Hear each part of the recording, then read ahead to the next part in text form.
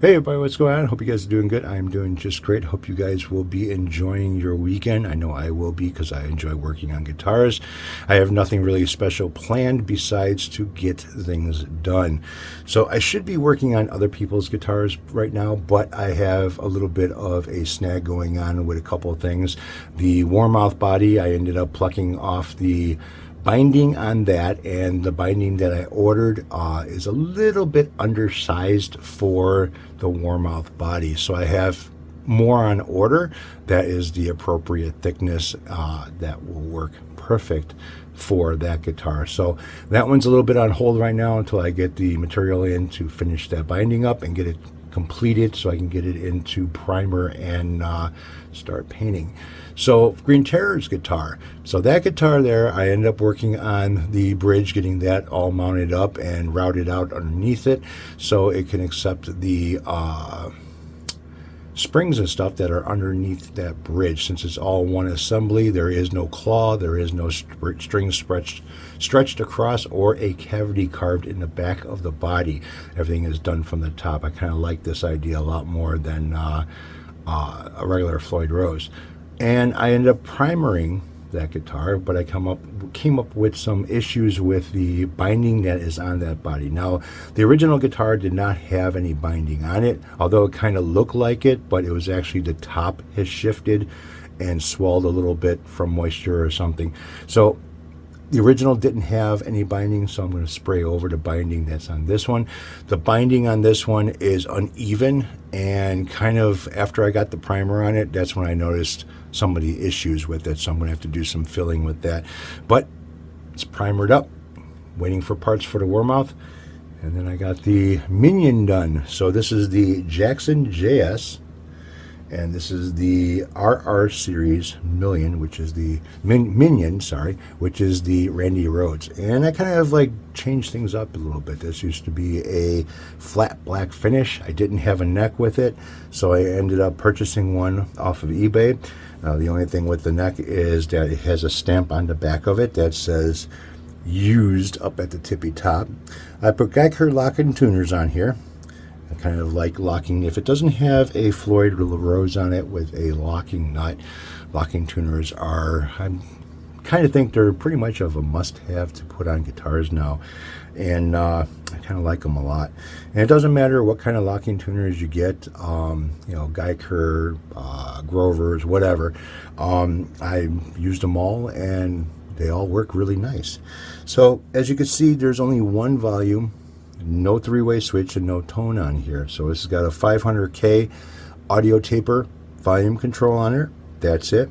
It's got a 14.9 ohm single pickup inside here, which can be splittable, but I did not do so. I just have it as a volume and straight. That's it, humbucker. The bridge is original to this guitar. There's nothing wrong with it. It stays in tune. It holds intonation, and it's set up pretty nice. This thing here, I didn't change any of the settings that were on this guitar, and the action height must have been outrageous on this guitar when it had the original neck on it and when it was new. So it got custom painted from the original flat black, as you can see.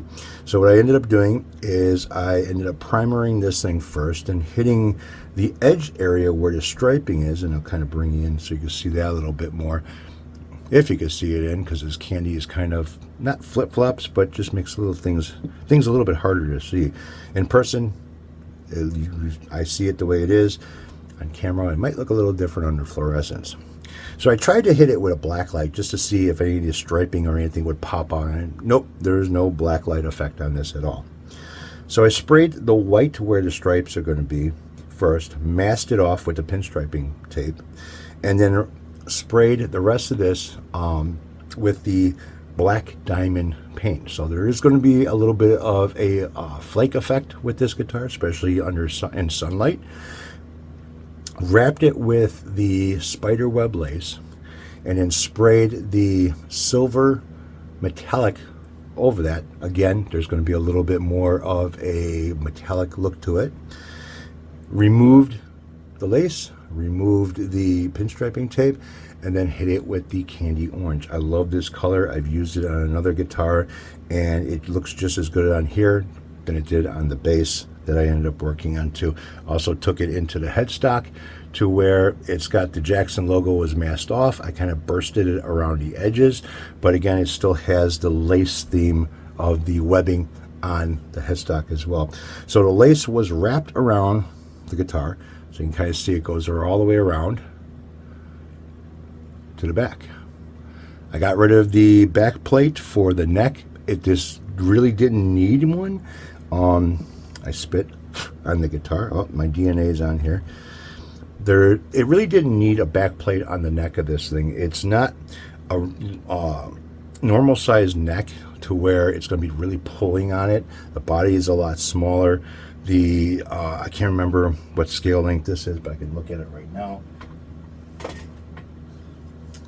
So let's see, what scale length is this? Oh, it ain't that.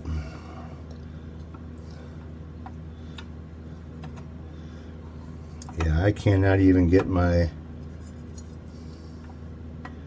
I can't even get my gauge on here. So this would be a 24 3/4 or a 25 1/2, and neither one work on it. But it is in tune. It is intonated. It holds tune very well, and it's a playable guitar. But the action height on this thing was so friggin' high at the saddles.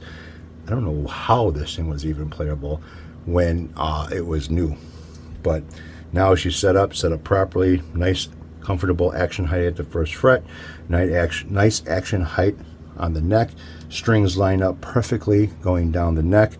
Even though this is not the neck that went with this guitar, the holes in the back of the body and the holes that are in the neck. So all these guitars are basically built the same way. All the holes line up with each other regardless. I didn't have to do no filling of any holes on the back of the neck and re-drill and then remount. So everything is pretty much stock. I kept the stock nut. You know, this is not really anything special as far as a guitar goes, so I just kept the stock nut on there. It works, there's no issues, and it'll play just fine with it. And yeah, so I think that's about it. So I'm going to go put this with the other guitars and start working on the guitars that belong to everybody else. You guys take it easy, have a good one, have a great weekend, and I'll catch up with you a little later.